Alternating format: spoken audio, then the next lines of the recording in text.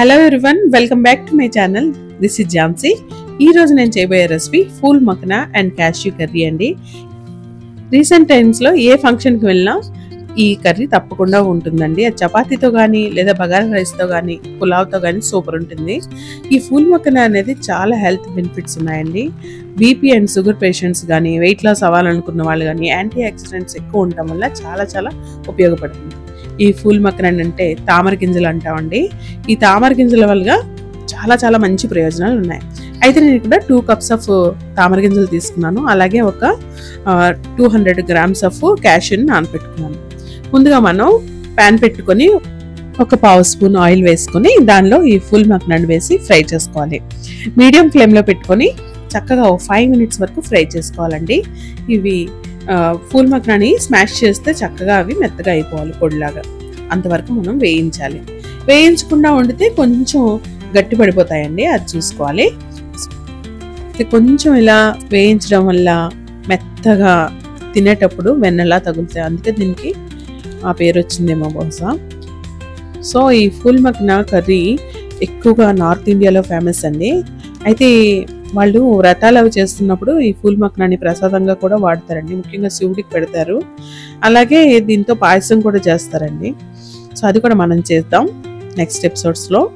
So చూడండి, నేను ఇక్కడ 2 మీడియం సైజ్ ఆనియన్స్ని చిన్నగా తరుక్కున్నానండి. చాలా చిన్నగా తరుక్కోండి. 4 to 5 గ్రీన్ చిల్లీస్ని నిలువుగా కట్ చేసుకోండి. అలాగే ఒక 3 to 4 టమాటోస్ని కూడా ఇలా ముక్కలుగా కట్ చేసుకోండి. దీన్ని మనం మిక్సీలో వేస్తాం, అందుకే పెద్దగా కట్ చేస్తున్నాను. అలాగే క్యాష్యూని నానబెట్టడం అనేది అసలు మర్చిపోవద్దు. సో ఇప్పుడు చూడండి, నెమ్మదిగా లో ఫ్లేమ్లో ఇలా కలుపుతూ ఉన్నాను. ఇప్పుడు చూస్తే ఇలా చక్కగా క్రిస్పీగా తయారయ్యాయి. సో ఇలా తయారైతే మనం తీసి పక్కన పెట్టేద్దాం. అదే ప్యాన్లో 3 స్పూన్స్ ఆఫ్ ఆయిల్ వేసుకోండి. ఎక్కువ ఆయిల్ అవసరం లేదు, ఎందుకంటే మనం ఇక్కడ వాడుతున్న ఇంగ్రీడియంట్స్ అన్నీ కూడా హెవీ క్యాలరీస్ ఉంటాయి కాబట్టి. ముందుగా నేను ఒక 1/2 స్పూన్ వరకు జీలకర్ర వేసుకున్నాను. దీని తర్వాత దాల్చిన చెక్క, అలాగే లవంగాలు, బే లీవ్స్, అదే బిర్యానీ ఆకులు 2 వేసుకోండి. చెక్క, లవంగా అనమాట. తర్వాత మనం కట్ చేసి పక్కన పెట్టుకున్న ఆనియన్ అండ్ గ్రీన్ చిల్లీస్ని కూడా యాడ్ చేసుకొని చక్కగా ఫ్రై చేసుకోవాలి. ఇప్పుడు మనం గ్రేవీకి కావాల్సిన ఇంగ్రీడియంట్స్ అన్ని మిక్సీ చేసుకుందాం. సో ముందుగా మనం టమాటోస్ కట్ చేసి పక్కన పెట్టుకున్నాం కదా, అవి యాడ్ చేసుకుందాం. జీలకర్ర ఆల్రెడీ వేస్తాం కాబట్టి దీనిలో యాడ్ చేయొద్దు. తర్వాత నానబెట్టిన క్యాష్యూస్లో సగం మాత్రమే ఇప్పుడు వేసుకుంటున్నాను. కొన్ని కూరలో వేసుకుందాం. క్యాష్యూస్ వేసుకున్నాను. ఈ క్యాష్యూస్ అప్పటికప్పుడు నానబెట్టాలంటే వేడి నీటిలో వేసుకోండి. 10 minutesలో రెడీ అయిపోతాయి. తర్వాత దీనిలోనే అల్లం ముక్క ఒక 1 inch, అలాగే ఒక 5 to 6 వెల్లుల్లి క్లోవ్స్ ఉంటాయి కదా, అవి కూడా వేసుకోండి. చూడండి, 5 to 6 వేసుకోండి. కొంచెం వాటర్ వేసి మెత్తగా గ్రైండ్ చేసుకోండి. ఈ పేస్ట్తో పాటు మనం ఇంకో పేస్ట్ కూడా తయారు చేస్తాం. అదేంటనేది చివరి వరకు చూస్తే మీకు అర్థమవుతుంది. దానివల్లే అసలైన రుచి వస్తుంది. గ్రేవీ అయితే సూపర్ టేస్టీగా ఉంటుందండి. చాలా డెలిషియస్గా ఉంటుంది. దీన్ని రకరకాలుగా తయారు చేస్తారు, బట్ ఇదే అథెంటిక్ వే ఆఫ్ కుకింగ్ అండి. సో ఇప్పుడు మనం కొన్ని కరివేపాకులు యాడ్ చేసుకుందాం. కొంచెం ఫ్రై అయింది అంతే. తొందరగా ఫ్రై అవ్వాలంటే కొంచెం సాల్ట్ని యాడ్ చేసుకోండి, త్వరగా ఫ్రై అవుతుంది. అయితే ఈ ఆనియన్స్ అన్ని గోల్డెన్ బ్రౌన్ వచ్చే వరకు ఫ్రై చేయడం అనేది మస్ట్ అనమాట. సో ఇప్పుడు చక్కగా ఫ్రై చేసుకుందాం మనం చక్కగా.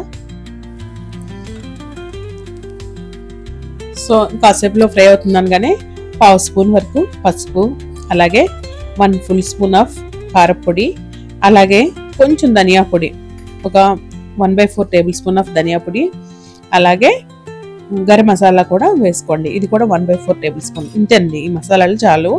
ధనియా పొడి ఎక్కువ అవసరం లేదు. మొత్తం అంతా కలుపుకోండి. మొత్తం కలుపుకొని ఈ ఆయిల్లోనే మనం ఈ పౌడర్స్ని వేయటం వల్ల మంచి కలర్ వస్తుంది మన కర్రీకి. ఇప్పుడు మిక్స్ చేసి పక్కన పెట్టుకున్న టమాటో క్యాష్యూ పేస్ట్ ఉంది కదా, అల్లం వెల్లుల్లి అన్ని వేసుకున్నాం. ఈ పేస్ట్ని కూడా యాడ్ చేసి చక్కగా ఫ్రై చేసుకోవాలి. ఈ పేస్ట్ చుట్టూ చిన్నగా ఆయిల్ కనిపించాలి. అలా కనిపిస్తే మన గ్రేవీ రెడీ అయిపోయినట్టు. అయితే ఆయిల్ ఎక్కువ వేసుకుంటే మీకు ఇంకా ఆయిల్ పైకి కూడా తేలుతుంది. బట్ మనం ఇక్కడ 3 స్పూన్స్ మాత్రం వాడాం. మొత్తం అంతా కలిపేసుకోండి. స్టీల్ కాబట్టి కొంచెం అడుగు పడుతుంది, బట్ అది మాడిపోయినట్టు కాదండి. సో ఇప్పుడు మనం నానబెట్టి పక్కన పెట్టుకున్న క్యాష్యూస్ని కూడా యాడ్ చేద్దాం. సగమేమో అప్పుడు మిక్సీలో యాడ్ చేసాం, అలాగే ఇప్పుడు కొన్ని జస్ట్ కనిపించడానికి అన్నట్టు కర్రీలో కూడా యాడ్ చేసుకుందాం. అయితే మీ దగ్గర క్యాష్యూస్, ఫుల్ క్యాష్యూస్ ఉన్నా అవి ఇంకా బాగుంటాయి. హోల్ జీడిపప్పులు ఉంటాయి కదా, అవి అయితే ఇంకా బాగుంటాయి కూరలో అక్కడక్కడ తగులుతూ. అయితే మీకు ముందుగానే చెప్పాను కదా మనం సెకండ్ పేస్ట్ తయారు చేయాలని. దానికోసం నేను 2 స్పూన్స్ ఆఫ్ కర్డ్ని తీసుకున్నాను. హోమ్ మేడ్ కర్డ్ అండి ఇది. 2 స్పూన్స్ చాలు. దీనిలో 1 స్పూన్ ఆఫ్ నువ్వులు, 1 స్పూన్ ఆఫ్ వేరుశనగ గుడ్లు యాడ్ చేయాలి. పెరుగు, నువ్వులు అలాగే వేరుశనగ గుడ్లు ఈ 3 కలిపిన పేస్ట్తో ఒక అద్భుతమైన రుచి వస్తుందండి. అచ్చంగా మనం క్యాటరింగ్ స్టైల్లో మనం పెళ్ళిళ్ళలో ఫంక్షన్లో తినే రుచి రావాలంటే ఈ పేస్ట్ని యాడ్ చేయాలి. అండ్ హెల్త్కి కూడా చాలా బెనిఫిషియల్, బికాజ్ నువ్వులు ఉన్నాయంటే అండ్ చాలా చాలా మంచిది కదా. సో ఇలా మెత్తగా పాల్లా అయిపోవాలి. అలాగే మనం మూత పెట్టుకున్న మిక్చర్ చూస్తే కొంచెం ఆయిల్ అంతా చుట్టూ కనిపిస్తుంది కదా, సరిగ్గా ఇలాంటప్పుడు మనం ఒకసారి కలుపుకుందాం. ఇది స్టీల్ది కాబట్టి కొంచెం చివరన కొంచెం అలా ఉంది, బట్ మాడలేదు. మనం మిక్స్ చేసి పక్కన పెట్టుకున్న పేస్ట్ని కూడా యాడ్ చేద్దాం.